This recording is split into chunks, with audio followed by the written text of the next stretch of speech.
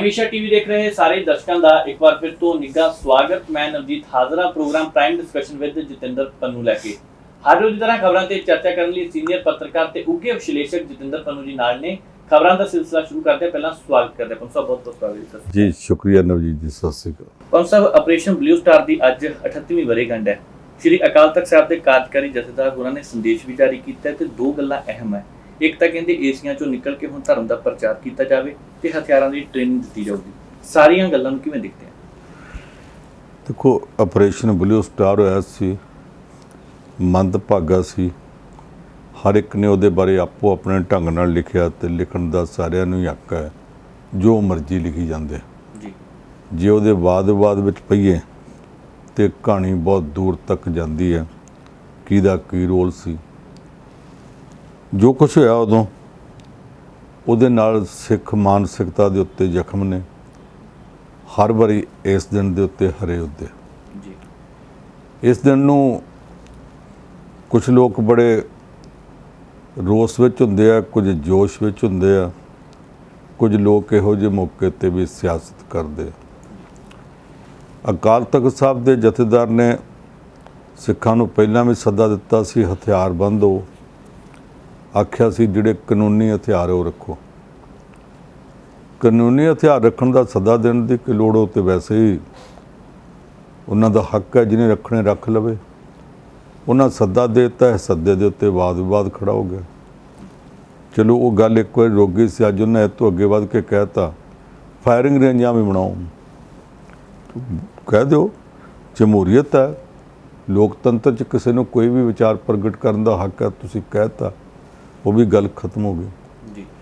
इस मौके ते जिहड़ी अलोकार गल होई वो ये कि उत्थे सिमरनजीत सिंह मान हो रही सी, उत्थे ध्यान सो मंड हो रही सी। ध्यान सिंह मंड जिहड़ा 2015 च सरबत खालसा होया, उहदे च अकाल तख्त साहब दे कार्यकारी जथेदार बनाए गए सी। वो अपनी थां ते खड़े ने।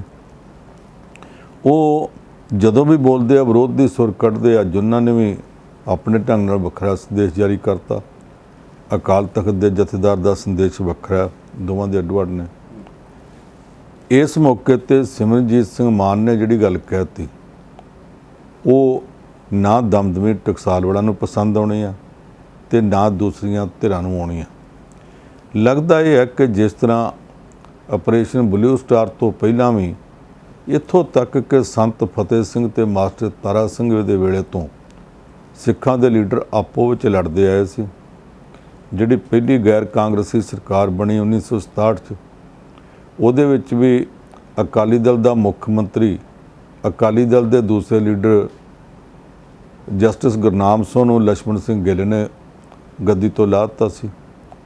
उदों बाद प्रकाश सिंह बादल ते जस्टिस गुरनाम सिंह दा आडा, फिर बादल टौड़ा दे झगड़े विचों जथेदार तलवंडी एक बारी वखरे निकल के अपना दल बना लिया सी। एक बारी सरदार सुखजिंदर सिंह ने अपना वखरा दल बना लिया सी। सारे कई बारी आपो च लड़े भिड़े, फिर इकट्ठे हो जाते, फिर लड़ पेंदे आ। अज जदों वरेगंढ मनाई गई तो इस वरेगंढ के मौके ते एक बारी फिर जिहड़ी सिखां दी लीडरशिप है वो ਵੱਖੋ ਵੱਖਰੀਆਂ ਬੋਲੀਆਂ बोलती दिसी है। और जिस तरह उन्होंने ਵੱਖ-ਵੱਖ बोलियां बोलियां, ਉਹਦੇ तो लगता नहीं कि अगों कोई एकता वाली इन्हां दी गल होवे, एक सुरता होवे। ये कोई एक साझा फैसला तो करके तुरन, अजे तक साझा फैसला ये कोई कर नहीं सके। तो अगों इहो जी कोई आस बझदी नहीं कि किसी एक लीडर नूं सर्वप्रवानत लीडर मन के तो सारे इकट्ठे हो जाणगे। ਉਹਦਾ करके आम लोगों के विच भी एक किस्म की उलझन जी रहिंदी आ। आ लीडर ठीक, ओ लीडर ठीक, जिहड़ी गल इहने आखी वो किने ठीक ते जिहड़ी उहने आखी वो किने ठीक। जिहड़ा इन्हां दे विचों लोकां नूं इह आस हुंदी है कि साझा संदेश देणगे, वो हुण भी नहीं हो सकिया ते अग्गों भी अजे कोई बहुती आस जापदी नहीं। जी पंनू साहब, जिमनी चोण की भी गल करनी है। संगरूर वाली सीट खाली हुई सी, अज नामजदगियां का आखिरी दिन सीगा ते चोण प्रचार कुछ लीडरां ने शुरू कर दिता है। उहदे बारे की ख्याल है, किस तरह के हालात रह सकते हैं? ਉਹਦੇ 'ਚ ਹੁਣ 4-5 ਧਿਰਾਂ ਬਣੀਆਂ ਫਿਰਦੀਆਂ, ਜਿਨ੍ਹਾਂ 'ਚੋਂ ਇੱਕ ਧਿਰ ਤਾਂ ਪੰਜਾਬ ਦੀ ਰਾਜ ਕਰਦੀ ਪਾਰਟੀ ਨੂੰ ਹਮੇਸ਼ਾ ਪਹਿਲੀ ਧਿਰ ਗਿਣਿਆ ਜਾਂਦਾ। ਭਗਵੰਤ ਮਾਨ ਦੀ ਭੈਣ ਦਾ ਨਾਂ ਲੈਂਦੇ ਸੀ ਕਿ ਉਹ ਚੋਣ ਲੜੇਗੀ, ਉਹਨੇ ਆਖਿਆ ਮੈਂ ਤਾਂ ਲੜਨੀ ਨਹੀਂ। ਹੁਣ ਕਹਿੰਦੇ ਜੀ ਲੜਨੀ ਸੀਗੀ ਸਿੱਧੂ ਮੂਸੇਵਾਲੇ ਦੇ ਕਤਲ ਕਾਂਡ ਦਾ ਕਰਕੇ ਨਹੀਂ ਲੜ ਰਹੇ। ਹੋ ਸਕਦਾ ਇਹ ਗੱਲ ਹੋਵੇ, ਹੋ ਸਕਦਾ ਨਾ ਹੋਵੇ। ਅਸੀਂ ਕਿਸੇ ਪਾਰਟੀ ਦੀ ਇਸ ਗੱਲ 'ਚ ਚਰਚਾ ਨਹੀਂ ਕਰ ਸਕਦੇ ਕਿ ਉਹਨਾਂ ਨੇ ਨਾਂ ਕਿਉਂ ਬਦਲਿਆ। ਵੈਸੇ ਉਹ ਕਹਿੰਦੇ ਜੀ ਉਹਦਾ ਨਾਂ ਕਦੇ ਵਿਚਾਰ ਵਿੱਚ ਆਇਆ ਹੀ ਨਹੀਂ। ਥੱਲੇ ਵਲੰਟੀਅਰਾਂ ਨੇ ਆਪੇ ਬੋਰਡ ਲਾਏ ਸੀ, ਆਪੇ ਉਹਨਾਂ ਪੁੱਟ ਲਏ। ਪਾਰਟੀ ਦਾ ਉਸ ਜ਼ਿਲ੍ਹੇ ਜਿਹੜਾ ਸਭ ਤੋਂ ਪੁਰਾਣਾ ਵਲੰਟੀਅਰ ਹੈ ਤੇ ਜ਼ਿਲ੍ਹੇ ਦਾ ਪ੍ਰਧਾਨ ਹੈ, MBA ਪਾਸ ਹੈ, ਵਾਤਾਵਰਣ ਦਾ ਕੰਮ ਕਰਦਾ ਗੁਰਮੇਲ ਘਰਾਚੋਂ, ਉਹਨੂੰ ਉਹਨਾਂ ਨੇ ਟਿਕਟ ਦੇ ਦਿੱਤੀ ਹੈ ਤੇ ਉਹ ਉੱਥੇ ਚੋਣ ਲੜਨ ਲੱਗਾ। ਉਹਨਾਂ ਦਾ ਕੰਮ ਤਾਂ ਇੱਥੇ ਖਤਮ ਹੋ ਜਾਂਦਾ ਕਿ ਉਹ ਇੱਕ ਸੁਰ ਹੋ ਕੇ ਤੇ ਆਪਣੀ ਲੜਾਈ ਲੜਦੇ ਪਏ। ਦੂਸਰੀ ਪਾਰਟੀ ਉੱਥੇ ਆ ਗਈ ਆ ਕਾਂਗਰਸ ਪਾਰਟੀ, ਜਿਨ੍ਹਾਂ ਦੇ ਵੱਡੇ ਲੀਡਰ ਕਈ ਕਾਂਗਰਸ ਛੱਡ ਕੇ ਭਾਜਪਾ ਚਲੇ ਗਏ ਤੇ ਕਹਿੰਦੇ ਆ ਵੀ ਕਈ ਅਜੇ ਹੋਰ ਜਾਣ ਵਾਲੇ ਆ। ਜਿਹੜੇ ਚਲੇ ਗਏ ਉਹ ਤਾਂ ਚਲੇ ਗਏ, ਜਿਹੜੇ ਜਾਣ ਵਾਲੇ ਉਹਨਾਂ 'ਚੋਂ ਨਿਸ਼ਾਨੀਆਂ ਲੱਗਦੀਆਂ, ਫਲਾਣੇ ਨੇ ਚੱਲ ਜਾਣਾ, ਫਲਾਣੇ ਚੱਲ ਜਾਣਾ। ਫਲਾਣਾ ਟਿਕਟ ਦੀ ਆਸ ਵਿੱਚ ਬੈਠਾ ਸੀ ਤੇ ਉਹਨੂੰ ਟਿਕਟ ਮਿਲੀ ਨਹੀਂ, ਉਹ ਤਾਂ ਭਲਕੇ ਗਿਆ ਲੋ ਜੀ। ਹੁਣ ਸੰਗਰੂਰ ਦੀ ਲੋਕ ਸਭਾ ਚੋਣ ਦੀ ਇਸ ਉਪ ਚੋਣ ਦੀ ਟਿਕਟ ਵਾਸਤੇ ਇੱਕ ਅਨਾਰ ਤੇ 100 ਬਿਮਾਰ ਵਾਲਾ ਹਾਲ ਸੀ। ਸੀਟ ਤਾਂ ਇੱਕ ਸੀ ਤੇ ਟਿਕਟ ਮੰਗਣ ਵਾਲੇ 11 ਤੁਰੇ ਫਿਰਦੇ ਸੀ। ਉਹਨਾਂ 'ਚੋਂ ਦਲਬੀਰ ਸਿੰਘ ਗੋਲਡੀ ਨੂੰ ਟਿਕਟ ਮਿਲ ਗਈ ਹੈ, ਜਿਹੜਾ ਧੂਰੀ ਤੋਂ ਅੱਗੇ MLA ਰਹਿ ਚੁੱਕਾ ਪਾਰਟੀ ਦਾ। ਉਹ ਇਸ ਵੇਲੇ ਕਿੰਨਾ ਮਜ਼ਬੂਤ ਹੈ ਕਿੰਨਾ ਨਹੀਂ ਪਤਾ ਨਹੀਂ, ਪਰ ਉਹਦਾ ਕੋਈ ਬਹੁਤਾ ਜ਼ਿਆਦਾ ਵਾਦ ਵਿਵਾਦ ਵਿੱਚ ਕਿਸੇ ਪਾਸੇ ਕੋਈ ਨਾ ਆਇਆ ਹੋਵੇ। ਉੱਥੋਂ ਵਾਲਿਆਂ ਨੂੰ ਪਤਾ ਹੋਊਗਾ, ਸਾਨੂੰ ਬਾਹਰ ਬੈਠਿਆਂ ਨੂੰ ਪਤਾ ਨਹੀਂ। ਇਸ ਤਰ੍ਹਾਂ ਦੀ ਚਰਚਾ ਕੋਈ ਬਹੁਤੀ ਨਹੀਂ ਸੁਣੀ। ਮੁਕਾਬਲੇ ਦੇ ਉੱਤੇ ਕਾਂਗਰਸ ਵਿੱਚੋਂ ਨਿਕਲਿਆ ਬੰਦਾ ਕੇਵਲ ਸਿੰਘ ਢਿੱਲੋਂ 10 ਸਾਲ ਅਕਾਲੀ ਭਾਜਪਾ ਦੇ ਰਾਜ ਵਿੱਚ ਉਹ ਵਿਰੋਧੀ ਧਿਰ ਦੇ ਵਿਧਾਇਕਾਂ ਵਿੱਚ ਬੈਠਦਾ ਰਿਹਾ। ਜਦੋਂ ਆਪਣੀ ਪਾਰਟੀ ਦਾ ਰਾਜ ਆਉਣਾ ਸੀ ਤੇ ਉਦੋਂ ਹਾਰ ਗਿਆ। ਕੈਪਟਨ ਅਮਰਿੰਦਰ ਸਿੰਘ ਤੋਂ ਆਸ ਸੀ ਕਿ ਕੁਝ ਨਾ ਕੁਝ ਕੋਈ ਅਹੁਦਾ ਸ਼ਹੁਦਾ ਦੇ ਦੇਗਾ। ਉਹ ਐਡੀ ਗੱਲ ਬਣੀ ਨਹੀਂ। ਰਾਜ ਭਾਗ ਦੇ ਗਲਿਆਰਿਆਂ ਤੋਂ ਪਾਸੇ ਸੀ। ਚਰਨਜੀਤ ਸਿੰਘ ਚੰਨੀ ਦੀ ਸਰਕਾਰ ਨੇ ਵੀ ਬਹੁਤੀ ਕੋਈ ਕਦਰ ਨਹੀਂ ਕੀਤੀ। ਉਹ ਛੱਡ ਕੇ ਚਲਾ ਗਿਆ ਭਾਜਪਾ 'ਚ ਤੇ ਅੱਗੋਂ ਭਾਜਪਾ ਵਾਲਿਆਂ ਨੇ ਆਖਿਆ ਵੀ ਆ ਜਾ, ਅਸੀਂ ਬੰਦਾ ਡੀਕਦੇ ਸਾਂ, ਸਾਨੂੰ ਉੱਥੇ ਚੋਣ ਲੜਨ ਵਾਲਾ ਲੱਭਦਾ ਨਹੀਂ ਸੀ। ਉਹ ਜਦੋਂ ਸ਼ਾਮਲ ਹੋਇਆ ਸ਼ਨੀਚਰਵਾਰ ਤੇ ਐਤਵਾਰ ਉਹਨਾਂ ਨੂੰ ਟਿਕਟ ਦੇ ਦਿੱਤੀ ਹੈ ਤੇ ਉਹ ਕਾਗਜ਼ ਦਾਖਲ ਕਰਾ ਕੇ ਉਹ ਵੀ ਮੈਦਾਨ 'ਚ ਹੈ। ਯਾਨੀ ਦੋ ਕਾਂਗਰਸੀ ਜਿਹੜੇ ਕੱਲ੍ਹ ਤੱਕ ਇੱਕੋ ਪਾਰਟੀ ਸਨ, ਉਹ ਆਮੋ ਸਾਹਮਣੇ ਇੱਕ ਕਾਂਗਰਸੀ ਦੇ ਤੌਰ ਤੇ ਇੱਕ ਭਾਜਪਾ ਲੀਡਰ ਦੇ ਤੌਰ ਤੇ ਚੋਣ ਲੜੇਗਾ। ਜਿਹੜਾ ਭਾਜਪਾ ਲੀਡਰ ਦੇ ਤੌਰ ਤੇ ਚੋਣ ਲੜੇਗਾ ਉਹਦੀ ਮਦਦ ਕਰਨ ਵਾਸਤੇ ਪੰਜਾਬ ਦਾ 2 ਵਾਰੀਆਂ ਦਾ ਕਾਂਗਰਸੀ ਮੁੱਖ ਮੰਤਰੀ, ਹੁਣ ਜਿਹੜਾ ਕਾਂਗਰਸ ਛੱਡ ਚੁੱਕਾ ਕੈਪਟਨ ਅਮਰਿੰਦਰ ਸਿੰਘ, ਉਹ ਉੱਥੇ ਆ ਕੇ ਕੈਂਪ ਲਾ ਕੇ ਬੈਠੇਗਾ। ਇਹਨਾਂ ਤਿੰਨਾਂ ਤੋਂ ਬਾਅਦ ਮੁੜ ਕੇ ਅਗਲੀ ਧਿਰ ਆ ਜਾਂਦੀ ਹੈ, ਜਿਹੜੇ 2 ਉਮੀਦਵਾਰ ਸਿੱਖ ਜਥੇਬੰਦੀਆਂ ਵੱਲੋਂ। ਇੱਕ ਤਾਂ ਅਕਾਲੀ ਦਲ ਨੇ ਖੜੀ ਕੀਤੀ ਹੈ ਬੀਬੀ ਕਮਲਜੀਤ ਕੌਰ। ਸਾਬਕਾ ਮੁੱਖ ਮੰਤਰੀ ਬੇਅੰਤ ਸਿੰਘ ਦੇ ਕਤਲ ਕੇਸ 'ਚ ਬਲਵੰਤ ਸਿੰਘ ਰਾਜੋਆਣਾ ਨੂੰ ਫਾਂਸੀ ਦੀ ਸਜ਼ਾ ਹੋਈ ਸੀ। ਉਹ ਹੁਣ ਜੇਲ੍ਹ ਵਿੱਚ ਆ। ਉਹਦੀ ਭੈਣ ਕਮਲਜੀਤ ਕੌਰ ਨੂੰ ਆਖਿਆ ਅਗਰ ਤੂੰ ਚੋਣ ਲੜੋ, ਉਹਨੇ ਆਖਿਆ ਮੈਂ ਵੀਰ ਨੂੰ ਪੁੱਛੂੰ। ਜੇਲ੍ਹ 'ਚੋਂ ਮਿਲ ਕੇ ਆਈ, ਉਹਨੇ ਆਖਿਆ ਤੂੰ ਚੋਣ ਲੜਦਾ। ਅਕਾਲੀ ਦਲ ਬਾਦਲ ਵਾਲੇ ਪਹਿਲਾਂ ਗਏ ਸੀ ਸਿਮਰਜੀਤ ਸਿੰਘ ਮਾਨ ਕੋਲ, ਉਹਨੂੰ ਇਹ ਕਹਿਣ ਵਾਸਤੇ ਕਿ ਸਿੱਖ ਜਥੇਬੰਦੀਆਂ ਕਹਿੰਦੀਆਂ ਕਿ ਬੰਦੀ ਸਿੱਖਾਂ ਨੂੰ ਛਡਾਉਣਾ ਤੇ ਇਸ ਬੀਬੀ ਨੂੰ ਤੁਸੀਂ ਚੋਣ ਲੜਾਓ। ਉਹ ਅੱਗੋਂ ਕਹਿੰਦਾ ਜੇ ਬੰਦੀ ਸਿੱਖਾਂ ਨੂੰ ਛਡਾਉਣਾ ਤੇ ਫਿਰ ਕੋਈ ਬੰਦੀ ਸਿੱਖ ਚੋਣ ਲੜਾਓ। ਬੰਦੀ ਸਿੱਖ ਤਾਂ ਮੈਂ ਆ। ਆਪਰੇਸ਼ਨ ਬਲੂ ਸਟਾਰ ਤੋਂ ਬਾਅਦ ਮੈਂ ਕਿੰਨਾ ਚਿਰ ਜੇਲ੍ਹ 'ਚ ਰਿਹਾ, ਮੈਂ ਕਿੰਨਾ ਤਸ਼ੱਦਦ ਝੱਲਿਆ। ਤੇ ਜੇ ਤੁਸੀਂ ਬੰਦੀ ਸਿੱਖਾਂ ਦੀ ਗੱਲ ਕਰਦੇ ਆ ਤੇ ਫਿਰ ਅਗਲੀਆਂ ਉਹਨੇ ਗੱਲਾਂ ਵੀ ਸੁਣਾਤੀਆਂ। ਅੱਜ ਉਹਨੇ ਅੰਮ੍ਰਿਤਸਰ 'ਚ ਵੀ ਕਹਿ ਦਿੱਤਾ ਕਿ ਫਿਰ ਤੁਸੀਂ ਬੰਦੀ ਸਿੱਖਾਂ ਦੀਆਂ ਗੱਲਾਂ ਕਰਦੇ ਆ ਤੇ ਅਕਾਲ ਤਖਤ ਦਾ ਜਥੇਦਾਰ ਸਰਬੱਤ ਖਾਲਸਾ ਨੇ ਜਗਤਾਰ ਸਿੰਘ ਹਵਾਰੇ ਨੂੰ ਬਣਾਇਆ ਸੀ। ਜਗਤਾਰ ਸਿੰਘ ਹਵਾਰਾ ਇਸ ਵੇਲੇ ਚੰਡੀਗੜ੍ਹ ਦੀ ਜੇਲ੍ਹ 'ਚ ਆ। ਤੁਸੀਂ ਉਹਨੂੰ ਅਕਾਲ ਤਖਤ ਦਾ ਜਥੇਦਾਰ ਕਿਉਂ ਨਹੀਂ ਮੰਨਦੇ? ਉਹਨੂੰ ਬਣਾ ਦਿਓ। ਉਹਨੇ ਤਾਂ ਦਮਦਮੀ ਟਕਸਾਲ ਬਾਰੇ ਵੀ ਇਹ ਕਹਿ ਦਿੱਤਾ ਕਿ ਬਾਬਾ ਹਰਨਾਮ ਸਿੰਘ ਉੱਥੇ ਕਿਉਂ ਬੈਠਾ, ਫਲਾਣੇ ਨੂੰ ਬਣਾ ਦਿਓ। ਇੱਦਾਂ ਦੀਆਂ ਉਹਨੇ ਕਈ ਗੱਲਾਂ ਕਹਿ ਦਿੱਤੀਆਂ। ਉਹਨੇ ਆਖਿਆ ਜੀ ਸੁਖਬੀਰ ਸਿੰਘ ਬਾਦਲ ਮੈਨੂੰ ਇਹ ਕਹਿਣ ਵਾਸਤੇ ਨਹੀਂ ਸੀ ਆਇਆ ਕਿ ਤੂੰ ਚੋਣ ਲੜ, ਅਸੀਂ ਤੇਰੀ ਮਦਦ ਕਰਦੇ ਹਾਂ। ਉਹ ਤਾਂ ਮਜ਼ਾਕ ਕਰਨ ਆਇਆ ਸੀ, ਕਰਕੇ ਤੁਰ ਗਿਆ।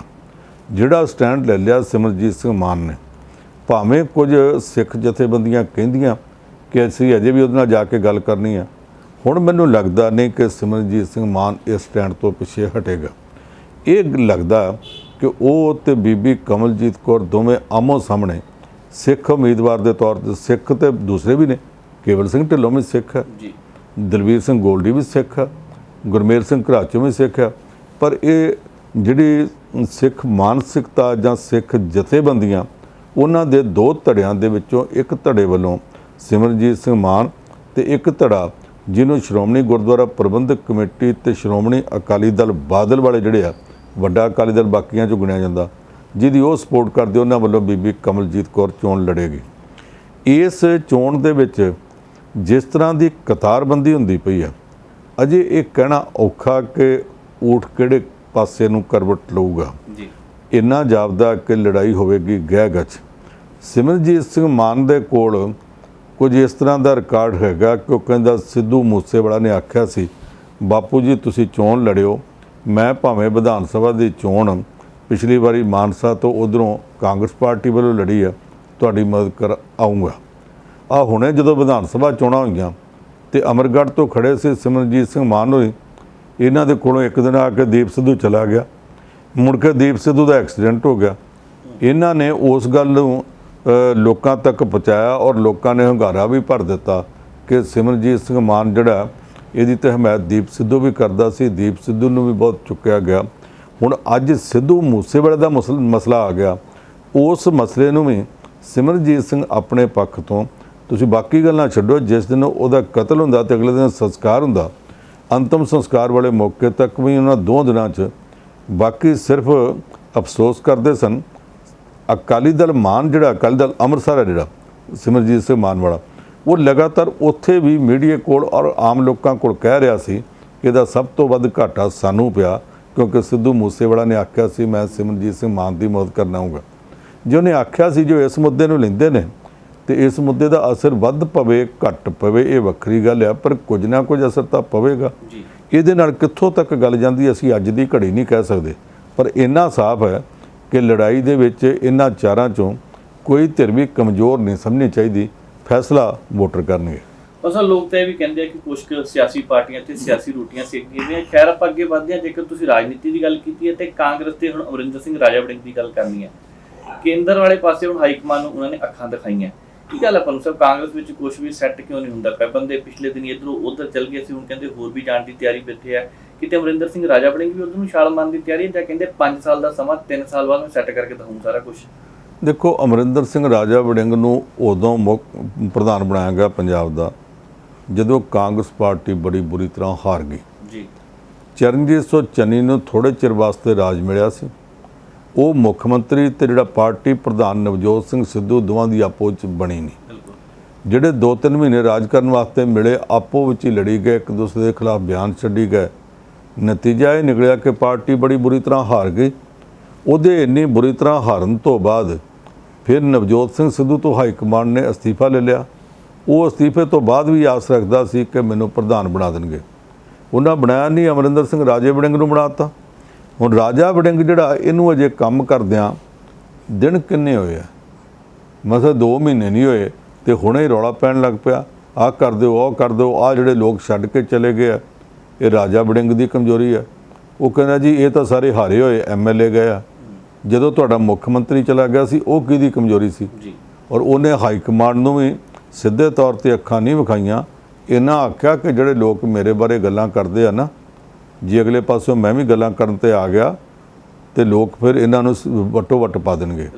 ਔਰ ਇਹਦੇ 'ਚ ਪੰਜਾਬ ਕਾਂਗਰਸ ਦਾ ਜਿਹੜਾ ਇੰਚਾਰਜ ਆ ਕੇਂਦਰ ਵੱਲੋਂ, ਹਰੀਸ਼ ਚੌਧਰੀ, ਉਹਦੇ ਵੱਲ ਵੀ ਰਾਜਾ ਵੜਿੰਗ ਨੇ ਕੁਝ ਇਸ ਤਰ੍ਹਾਂ ਦਾ ਇਸ਼ਾਰਾ ਕੀਤਾ, ਜਿਹੜਾ ਇਸ਼ਾਰਾ ਦੱਸਦਾ ਕਿ ਪਾਰਟੀ ਹਾਈ ਕਮਾਂਡ ਜੇ ਵਕਤ ਰਹਿੰਦਿਆਂ ਸਮਝ ਜਾਵੇ ਤਾਂ ਠੀਕ ਆ, ਨਾ ਸਮਝੇ ਤੇ ਰਾਜਾ ਵੜਿੰਗ ਨਵਜੋਤ ਸਿੰਘ ਸਿੱਧੂ ਨਹੀਂ ਗਾ ਜਿਹੜਾ ਚੁੱਪ ਕਰਕੇ ਬਹਿ ਜਾਵੇਗਾ।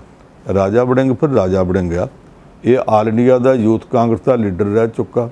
ਜਦੋਂ ਦਾ ਇੱਥੇ ਆਇਆ, ਇੱਥੇ ਪੰਜਾਬ ਦੀ ਰਾਜਨੀਤੀ ਦੇ ਵਿੱਚ ਦੇਖੋ, ਗਿੱਦੜਬਾਹੇ 'ਚ ਬਹਿ ਕੇ ਤੇ ਬਾਦਲ ਪਰਿਵਾਰ ਨਾਲ ਲਗਾਤਾਰ ਸਿੰਘ ਫਸਾਈ ਰੱਖਣੇ, ਇਹ ਛੋਟਾ ਜਿਹਾ ਕੰਮ ਤੇ ਹੈ ਨਹੀਂ ਸੀ। ਉੱਥੇ ਵੀ ਜਿਸ ਤਰ੍ਹਾਂ ਇਹਨੇ ਲਗਾਤਾਰ ਆਡਾ ਲਿਆ, ਉਹਦੇ ਤੋਂ ਇਹ ਗੱਲ ਸਾਫ਼ ਦਿਸਦੀ ਆ ਕਿ ਬੰਦਾ ਕਿਉਂਕਿ ਧੜੱਲੇਦਾਰ ਵੀ ਹੈ ਤੇ ਲੜਨ ਭਿੜਨ ਵੀ ਤਗੜਾ। ਜਿੰਨੇ ਕੁ ਦਿਨ ਟਰਾਂਸਪੋਰਟ ਮੰਤਰੀ ਰਿਹਾ, ਇਹ ਪਿਰਤ ਇਹਨੇ ਪਾਈ। ਅੱਜ ਕੱਲ੍ਹ ਪੰਜਾਬ ਦਾ ਟਰਾਂਸਪੋਰਟ ਮੰਤਰੀ ਲਾਲਜੀਤ ਭੁੱਲਰ ਰਾਤ ਨੂੰ ਬੱਸਾਂ ਚੈੱਕ ਕਰਨ ਤੁਰ ਪੈਂਦਾ, ਪਰ ਜਦ ਤੱਕ ਰਾਜਾ ਵੜਿੰਗ ਨਹੀਂ ਆਇਆ, ਉਹਨਾਂ ਚਿਰ ਤੱਕ ਪੰਜਾਬ ਦੇ ਕਿਸੇ ਟਰਾਂਸਪੋਰਟ ਮੰਤਰੀ ਨੇ ਰਾਤ ਨੂੰ ਪ੍ਰਾਈਵੇਟ ਬੱਸਾਂ ਚੈੱਕ ਕੀਤੀਆਂ। ਹੁਣ ਸਾਡੇ ਕੋਲ ਕੋਈ ਮਿਸਾਲ ਨਹੀਂ। ਇਹ ਸ਼ੁਰੂਆਤ ਰਾਜੇ ਵੜਿੰਗ ਨੇ ਕੀਤੀ ਸੀ। ਆਪ ਜਾ ਕੇ ਸਾਰੇ ਅਫਸਰਾਂ ਨੂੰ ਨਾਲ ਲੈ ਕੇ ਤੁਸੀਂ ਆਹ ਕਿਉਂ ਨਹੀਂ ਕਰਦੇ, ਤਾਂ ਤੁਸੀਂ ਕਰਦੇ ਕਿਉਂ ਨਹੀਂ, ਤੁਹਾਨੂੰ ਕਰਨਾ ਪੈਣਾ। ਅਫਸਰਾਂ ਨੂੰ ਘੇਰ ਘੇਰ ਕੇ ਕੰਮ ਕਰਨ ਇਹਨੇ ਲਾਇਆ ਸੀ।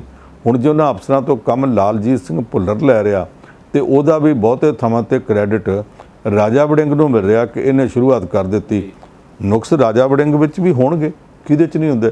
ਰਾਜਨੀਤੀ 'ਚ ਸਾਰਿਆਂ ਦੇ ਕੱਢੇ ਜਾਂਦੇ ਆ, ਪਰ ਜੇ ਉਹਨਾਂ ਨੁਕਸਾਂ ਦੇ ਬਾਵਜੂਦ ਕਾਂਗਰਸ ਪਾਰਟੀ ਇਹੋ ਜਿਹੇ ਪੜਾਅ ਦੇ ਉੱਤੇ ਜਦੋਂ ਪਹਿਲਾਂ ਹੀ ਡੱਕੋ ਡੋਲੇ ਖਾਂਦੀ ਆ ਬੇੜੀ ਉਹਦੀ, ਇਸ ਮੌਕੇ ਜਿਹਨਾਂ ਰਾਜਾ ਵੜਿੰਗ ਨੂੰ ਛੇੜ ਲਿਆ ਤੇ ਰਾਜਾ ਵੜਿੰਗ ਨੂੰ ਨਹੀਂ ਛੇੜਨਗੇ।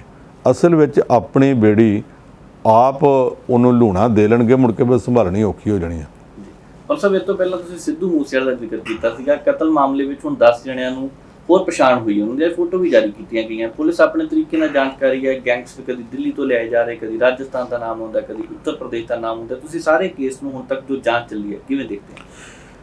ਦੇਖੋ, ਆਮ ਤੌਰ ਤੇ ਪੰਜਾਬ ਪੁਲਿਸ ਤੇ ਦਿੱਲੀ ਪੁਲਿਸ ਦਾ ਆਡਾ ਲੱਗਾ ਰਹਿੰਦਾ, ਇਹ ਲੜਦੇ ਬਹੁਤ ਨੇ।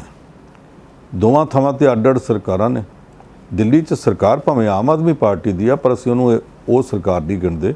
ਉੱਥੋਂ ਦੀ ਪੁਲਿਸ ਕੇਂਦਰ ਸਰਕਾਰ ਦੇ ਅੰਡਰ ਹੈ।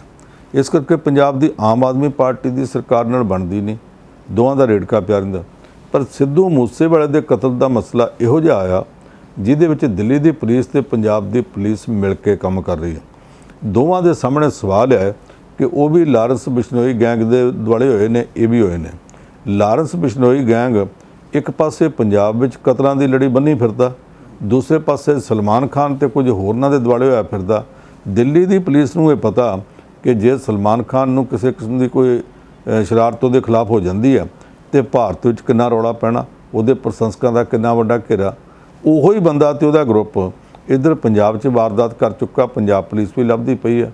ਉਹਦੇ ਜਿਹੜੇ ਸ਼ੂਟਰ ਨੇ ਉਹ ਵੀ ਤੇ ਜਿਹੜੇ ਰੈਕੀ ਕਰਨ ਵਾਲੇ ਨੇ ਉਹ ਵੀ ਪਛਾਣੇ ਜਾ ਚੁੱਕੇ ਆ।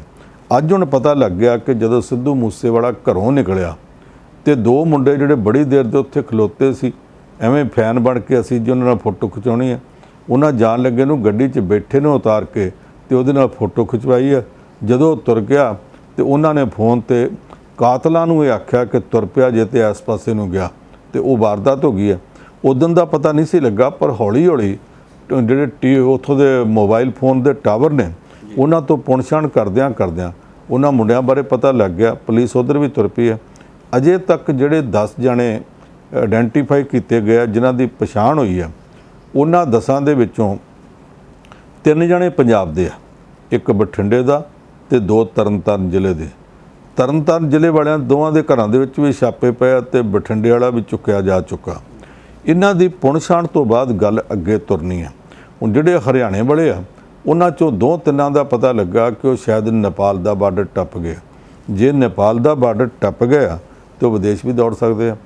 ਤੁਹਾਨੂੰ ਯਾਦ ਹੋਵੇਗਾ 2-3 ਦਿਨ ਪਹਿਲਾਂ ਮੈਂ ਇਹ ਗੱਲ ਆਖੀ ਸੀ ਕਿ ਜਿਹੜੇ ਇਹ ਮੁੜ ਕੇ ਆਖੀ ਜਾਂਦੇ ਆ ਕਿ ਅਸੀਂ ਏਅਰਪੋਰਟਾਂ ਤੇ ਕਹਿ ਦਿੱਤਾ ਬੰਦੇ ਵਿਦੇਸ਼ ਨਾ ਭੱਜਣ, ਇਹ ਗੱਲ ਕਹਿਣ ਦੀ ਕੀ ਲੋੜ ਹੈ? ਤੁਸੀਂ ਚੁੱਪ-ਚਪੀਤੇ ਪ੍ਰਬੰਧ ਕਰੋ। ਇੱਦਾਂ ਤਾਂ ਤੁਸੀਂ ਉਹਨਾਂ ਨੂੰ ਸਗੋਂ ਸੁਚੇਤ ਕਰੀ ਜਾਂਦੇ ਆ ਕਿ ਅਸੀਂ ਤੁਹਾਡੇ ਲਈ ਪ੍ਰਬੰਧ ਕਰਦੇ ਪਏ ਹਾਂ। ਫਿਰ ਉਹ ਜੇ ਇੱਥੋਂ ਇੱਕ ਵਾਰੀ ਨੇਪਾਲ ਵੜ ਗਏ ਤੇ ਤੁਹਾਨੂੰ ਲੱਭਣੇ ਨਹੀਂ। ਨੇਪਾਲ ਜਾ ਕੇ ਤੁਸੀਂ ਉੱਥੋਂ ਦੀ ਪੁਲਿਸ ਨਾਲ ਮਿਲ ਕੇ ਜਦ ਤੱਕ ਫੜਦਾ ਉਹਨੇ ਚਿਰ ਨੂੰ ਤੇ ਉਡਾਰੀ ਮਾਰ ਜਾਣਗੇ। ਉਹੀ ਗੱਲ ਹੁਣ ਪਤਾ ਲੱਗਾ ਕਿ ਉਹ ਨੇਪਾਲ ਵਿੱਚ ਪਹੁੰਚ ਚੁੱਕੇ ਆ ਤੇ ਉੱਥੋਂ ਅੱਗੇ ਨਿਕਲ ਸਕਦੇ ਆ। ਜੇ ਉਹ ਨਿਕਲ ਗਏ ਤੇ ਸਾਡੀਆਂ ਜਾਂਚ ਏਜੰਸੀਆਂ ਦੀ ਨਲਾਇਕੀ ਹੋਵੇਗਾ। ਉਸ ਨਲਾਇਕੀ ਤੋਂ ਬਚਣ ਵਾਸਤੇ ਇਹਨਾਂ ਨੂੰ ਹੁਣ ਤੇਜ਼ੀ ਵਿਖਾਉਣੀ ਪਊਗੀ ਜੀ। ਪਰ ਸਰ, ਰਾਜ ਸਭਾ ਦੀਆਂ ਸੀਟਾਂ ਲਈ ਵੋਟਾਂ ਪੈਣੀਆਂ ਤੇ ਦੂਸਰੇ ਪਾਸੇ ਜੇਕਰ ਹੁਣ ਜ਼ਿਕਰ ਕੀਤਾ ਜਾਵੇ ਤਾਂ ਸਿਆਸੀ ਪਾਰਟੀਆਂ ਨੂੰ ਫਿਕਰ ਹੋਈ ਹੈ ਕਿ ਕਿਤੇ ਕ੍ਰਾਸ ਵੋਟਿੰਗ ਨਾ ਹੋ ਜੇ। ਇਹ ਕ੍ਰਾਸ ਵੋਟਿੰਗ ਦਾ ਡਰ ਕਾਹਤੋਂ ਲੱਗਦਾ ਪਿਆ? ਦੇਖੋ, ਰਾਜ ਸਭਾ ਦੀਆਂ 57 ਸੀਟਾਂ ਰਹਿ ਗਈਆਂ ਨੇ, ਬਾਕੀ ਸੀਟਾਂ ਬਿਨਾਂ ਮੁਕਾਬਲਾ ਪੂਰੀਆਂ ਹੋ ਗਈਆਂ। ਸਾਡੇ ਪੰਜਾਬ 'ਚੋਂ ਵੀ 2 ਸੀਟਾਂ ਸੀ। ਸੰਤ ਬਲਬੀਰ ਸਿੰਘ ਸੀਚੇਵਾਲ ਤੇ ਵਿਕਰਮਜੀਤ ਸਿੰਘ 2 ਜਣੇ ਬਿਨਾਂ ਮੁਕਾਬਲਾ ਚੁਣੇ ਗਏ। ਬਾਕੀ ਰਾਜਾਂ 'ਚੋਂ ਵੀ ਕੁਝ ਥਾਵਾਂ ਤੋਂ ਲੋਕੀ ਬਿਨਾਂ ਮੁਕਾਬਲਾ ਚੁਣੇ ਗਏ। 57 ਸੀਟਾਂ ਰਹਿ ਗਈਆਂ ਨੇ। ਉਹਨਾਂ 'ਚੋਂ ਕਿਤਿਓਂ 5 ਨੇ, ਕਿਤਿਓਂ 7 ਨੇ। ਇੱਥੋਂ ਰਾਜਸਥਾਨ ਤੋਂ ਵੀ 3 ਹੈਗੀਆਂ ਨੇ। ਇਹਨਾਂ ਸੀਟਾਂ ਵਾਸਤੇ ਸਾਰਾ ਜ਼ੋਰ ਲੱਗਦਾ ਪਿਆ। ਪਹਿਲਾਂ ਇਹ ਚਿੰਤਾ ਸੀ ਕਿ ਰਾਜਸਥਾਨ 'ਚੋਂ ਕਾਂਗਰਸ ਦੇ ਵਿਧਾਇਕਾਂ ਨੂੰ ਤੋੜ ਕੇ ਭਾਜਪਾ ਆਪਣੇ ਨਾਲ ਜੋੜ ਕੇ ਕ੍ਰਾਸ ਵੋਟਿੰਗ ਕਰੇ ਤੇ ਇੱਕ ਸੀਟ ਆਪਣੀ ਵਧਾ ਸਕਦੀ ਹੈ। ਹੁਣ ਪਤਾ ਲੱਗਾ ਕਿ ਇਹਨਾਂ ਦੇ ਆਪਣੇ ਬੰਦੇ ਟੁੱਟ ਸਕਦੇ ਆ ਤੇ ਮੁੱਖ ਮੰਤਰੀ ਅਸ਼ੋਕ ਗਹਿਲੋਤ ਤੋੜ ਸਕਦਾ। ਪਹਿਲਾਂ ਉਹ ਆਪਣੇ ਵਿਧਾਇਕਾਂ ਨੂੰ ਹੋਟਲਾਂ 'ਚ ਰੱਖਦੇ ਫਿਰਦੇ ਸੀ, ਹੁਣ ਭਾਜਪਾ ਰੱਖਦੀ ਫਿਰਦੀ ਆ। ਭਾਜਪਾ ਨੇ ਜਿਹੜੀ ਬਣਦੀ ਇੱਕ ਸੀਟ ਉਹ 'ਤੇ ਜਿੱਤਣੀ ਆ। ਦੂਸਰੀ ਸੀਟ ਵਾਸਤੇ ਉਹ ਜ਼ੋਰ ਲਾਉਂਦੇ ਪਏ। ਉਹਨਾਂ ਨੇ ਸੁਭਾਸ਼ ਚੰਦਰਾ ਨੂੰ ਖੜਾ ਕਰਤਾ। ਸੁਭਾਸ਼ ਚੰਦਰਾ ਪਹਿਲਾਂ ZTV ਦੇ ਮਾਲਕਾਂ ਚੋਂ ਹੁੰਦਾ ਸੀ। ਪਿਛਲੀ ਵਾਰੀ 2016 ਚ ਇਹ ਹਰਿਆਣੇ ਤੋਂ ਜਿੱਤਿਆ ਸੀ ਰਾਜ ਸਭਾ 'ਚ, ਆਜ਼ਾਦ ਖਲੋਤਾ ਸੀ। ਇਹਦੇ ਮੁਕਾਬਲੇ ਸੁਪਰੀਮ ਕੋਰਟ ਦਾ ਵਕੀਲ RK ਆਨੰਦ ਸੀ, ਉਹ ਕਾਂਗਰਸ ਵੱਲੋਂ ਖੜਾ ਸੀ। ਉਹ ਇੱਕ ਕਿਸਮ ਦੀ ਤਿਗੜਮਬਾਜ਼ੀ ਨਾਲ ਉਹਨੂੰ ਹਰਾ ਕੇ ਤੇ ਇਹ ਸੁਭਾਸ਼ ਚੰਦਰਾ ਜਿੱਤ ਗਿਆ ਸੀ। ਹੋਇਆ ਕਿ 90 ਸੀਟਾਂ ਚੋਂ 2 ਜਣੇ ਚੁਣੇ ਜਾਣੇ ਸੀ, ਚੁਣੇ ਹੋ ਜਾਣੇ ਸੀ ਜਿਨ੍ਹਾਂ ਕੋਲ 30 ਤੋਂ ਵੱਧ ਸੀਟਾਂ ਹੋ ਜਾਣ, 30 60 61 ਹੋ ਜਾਣ ਇਹ, ਤੇ ਮਗਰਲੇ ਕੋਲ 29 ਰਹਿ ਨਹੀਂ, ਹਾਰ ਜਾਂਦਾ। ਉੱਥੇ ਜਿਹੜਾ ਕਾਂਗਰਸ ਇਹਨਾਂ ਦਾ BJP ਦਾ ਆਫੀਸ਼ੀਅਲ ਕੈਂਡੀਡੇਟ ਸੀ ਉਹਨੂੰ 40 ਮਿਲ ਗਈਆਂ, ਬਾਕੀ 50 ਰਹਿ ਗਈਆਂ। ਉਹਨਾਂ 50 ਦੇ ਵਿੱਚੋਂ 21 ਸੀਟਾਂ ਇਹਨੂੰ ਮਿਲ ਗਈਆਂ ਸਨ, ਜਿਹੜਾ ਹੈਗਾ ਸੀ ਇਹਦਾ ਸੁਭਾਸ਼ ਚੰਦਰਾ ਜਿਹੜਾ ਕਾਂਗਰਸ ਵਾਲਾ, ਤੇ 14 ਮਿਲ ਗਈਆਂ ਸੀ ਸੁਭਾਸ਼ ਚੰਦਰਾ ਨੂੰ। ਹੁਣ ਕੀਤਾ ਇਹਨਾਂ ਨੇ ਕੀ ਕਿ ਕਾਂਗਰਸ ਦੀਆਂ 21 ਤੋਂ ਬਾਅਦ ਉਹਨਾਂ ਦੀਆਂ 14 ਸੀਟਾਂ ਰੱਦ ਕਰ ਦਿੱਤੀਆਂ, ਵੋਟਾਂ ਰੱਦ ਕਰ ਦਿੱਤੀਆਂ। 14 ਵੋਟਾਂ ਰੱਦ ਕਿੱਦਾਂ ਕੀਤੀਆਂ? ਇੱਕ ਵੋਟ ਤਾਂ ਰੱਦ ਹੋ ਹੀ ਜਾਣੀ ਸੀ, ਕਾਂਗਰਸ ਦੇ ਇੱਕ ਲੀਡਰ ਨੇ ਕਿਸੇ ਨੂੰ ਵਿਖਾ ਕੇ ਵੋਟ ਪਾਈ ਸੀ, ਜਿਹੜਾ ਵਿਖਾ ਕੇ ਪਾਵੇ ਉਹ ਰੱਦ ਹੋ ਜਾਂਦੀ ਹੈ। ਦੂਸਰੀਆਂ ਵੋਟਾਂ 'ਚ ਉਹ ਰਿਟਰਨਿੰਗ ਅਫਸਰ ਨੇ ਇਤਰਾਜ਼ ਲਾ ਦਿੱਤਾ ਕਿ ਪੈਨ ਦੀ ਸਿਆਹੀ ਬਦਲ ਗਈ ਹੈ। ਸਿਆਹੀ ਕਿੱਦਾਂ ਬਦਲ ਗਈ? BJP ਵਾਲਿਆਂ ਨੇ ਆਪਣੇ ਬੰਦਿਆਂ ਦੀਆਂ ਵੋਟਾਂ ਪਹਿਲਾਂ ਭੁਗਤਾ ਲਈਆਂ, ਇਹਨਾਂ ਦੇ ਬੰਦਿਆਂ ਦੇ ਵੇਲੇ ਸਟਾਫ ਦੇ ਵਿੱਚੋਂ ਕਿਸੇ ਨੇ ਉਹ ਪੈਨ ਚੁੱਕ ਕੇ ਦੂਸਰਾ ਰੱਖਤਾ ਤੇ ਉਹ ਜਿਹੜੀਆਂ ਵੋਟਾਂ ਸੀ ਸਾਰੀਆਂ ਉਹਨਾਂ ਦੀ ਸਿਆਹੀ ਬਦਲ ਗਈ। ਹੁਣ ਇਹ ਕਹਿੰਦੇ ਆ ਕਿ ਸਾਨੂੰ ਤਾਂ ਵੋਟ ਪਾਉਣ ਤੋਂ ਪਹਿਲਾਂ ਸਾਡੇ ਮੋਬਾਈਲ ਵੀ ਬਾਹਰ ਰੱਖ ਲਿਆ ਤੇ ਸਾਡੇ ਪੈਨ ਵੀ ਬਾਹਰ ਰੱਖ ਲਏ, ਅਸੀਂ ਤਾਂ ਲੈ ਕੇ ਨਹੀਂ ਗਏ, ਤੇ ਸਿਰਫ ਸਾਡੇ ਵਾਲਿਆਂ ਦੀ ਸਿਆਹੀ ਕਿਉਂ ਬਦਲੀ, ਤੁਹਾਡੇ ਵਾਲਿਆਂ ਦੀ ਕਿਉਂ ਨਾ ਬਦਲੀ? ਉਹ ਰੌਲਾ ਹੀ ਇਹ ਪਾਉਂਦੇ ਰਹਿ ਗਏ। ਤੇ ਇਸ ਤਿਗੜਮਬਾਜ਼ੀ ਚੋਂ ਇਹਦੀਆਂ ਜਿਹਦੀਆਂ 14 ਵੋਟਾਂ ਸਨ, ਇਹਨੂੰ ਮੁੜ ਕੇ ਸੈਕੰਡ ਪ੍ਰੈਫਰੈਂਸ ਦੇ ਵਿੱਚ ਉਹ ਕੁਝ ਵੋਟਾਂ ਜਿਹੜੀਆਂ ਸੀ ਉਹਨਾਂ ਵਾਲੀਆਂ ਮਿਲ ਗਈਆਂ ਭਾਰਤੀ ਜਨਤਾ ਪਾਰਟੀ ਵਾਲੀਆਂ, ਤੇ ਇਹਦੀਆਂ 29 ਹੋ ਗਈਆਂ ਤੇ ਕਾਂਗਰਸ ਵਾਲਾ ਹਾਰ ਗਿਆ। ਬੜਾ ਰੌਲਾ ਪੈਂਦਾ ਰਿਹਾ ਕਿ ਉਹ ਹਾਰਿਆ ਨਹੀਂ, ਉਹਨੂੰ ਤਿਗੜਮਬਾਜ਼ੀ ਕਰਕੇ ਉਹਨੂੰ ਹੇਰਾਫੇਰੀ ਕਰਕੇ ਹਰਾਇਆ ਗਿਆ। ਇਸ ਵਾਰੀ ਸੁਭਾਸ਼ ਚੰਦਰਾ ਜਦੋਂ ਫਿਰ ਰਾਜਸਥਾਨ 'ਚ ਜਾ ਕੇ ਖਲੋਤਾ ਤੇ ਚਰਚਾ ਇਹ ਆ ਕਿ ਕਿਸੇ ਨਾ ਕਿਸੇ ਕਿਸਮ ਦੀ ਕੋਈ ਤਿਗੜਮਬਾਜ਼ੀ ਉੱਥੇ ਵੀ ਹੋ ਸਕਦੀ ਹੈ। ਜ਼ਰੂਰੀ ਨਹੀਂ ਕਿ ਸੁਭਾਸ਼ ਚੰਦਰਾ ਕਰੇ, ਸੁਭਾਸ਼ ਚੰਦਰਾ ਦੇ ਪਿੱਛੇ ਖਲੋਤੀ ਕੋਈ ਧਿਰ ਵੀ ਕਰ ਸਕਦੀ ਹੈ, ਜਾਂ ਇਹ ਵੀ ਹੋ ਸਕਦਾ ਮੁੱਖ ਮੰਤਰੀ ਅਸ਼ੋਕ ਗਹਿਲੋਤ ਕਰ ਜਾਵੇ। ਇਸ ਕਰਕੇ ਚੋਣ ਥੋੜੀ ਇੰਟਰਸਟਿੰਗ ਹੋ ਗਈ ਹੈ, ਦਿਲਚਸਪ ਹੋ ਗਈ ਹੈ। ਨਤੀਜਾ ਕੀ ਨਿਕਲੂ ਇਹ ਅਜੇ ਕੋਈ ਪਤਾ ਨਹੀਂ। ਪਰ ਸਭ ਜਹਾਜ਼ਾਂ ਦੀਆਂ ਤੇ ਹੋਟਲਾਂ ਦੀਆਂ ਟਿਕਟਾਂ ਵੀ ਬੁੱਕ ਕਰਾਉਣੀਆਂ ਸ਼ੁਰੂ ਕੀਤੀਆਂ ਹੋ ਗਈਆਂ ਨੇ, ਪੂਰੀਆਂ ਚੱਲਦੇ ਪਏ ਜੀ। ਪਰ ਸਭ ਬਹੁਤ ਬਹੁਤ ਧੰਨਵਾਦ, ਤੁਸੀਂ ਸਾਰੀਆਂ ਖਬਰਾਂ ਦੀ ਚਰਚਾ ਕੀਤੀ ਜੀ। ਸੋ ਅੱਜ ਦੇ ਇਸ ਪ੍ਰੋਗਰਾਮ ਨੂੰ ਇੱਥੇ ਸਮਾਪਤ ਕਰਨ ਦਾ ਵੇਲਾ ਆ ਗਿਆ। ਉਮੀਦ ਕਰਦੇ ਹਾਂ ਤੁਹਾਨੂੰ ਇਹ ਪ੍ਰੋਗਰਾਮ ਪਸੰਦ ਆਇਆ ਹੋਣਾ। ਜੇਕਰ ਤੁਹਾਡਾ ਕੋਈ ਸੁਝਾਅ ਹੁੰਦਾ ਤਾਂ ਜ਼ਰੂਰ ਸਾਂਝਾ ਕਰਿਆ ਕਰੋ। ਪੂਰਾ ਪ੍ਰੋਗਰਾਮਾਂ ਲਈ ਦੇਖੋ ਪ੍ਰਾਈਮ ਏਸ਼ੀਆ TV, ਤੁਹਾਡਾ ਆਪਣਾ ਤੁਹਾਡੇ ਲਈ।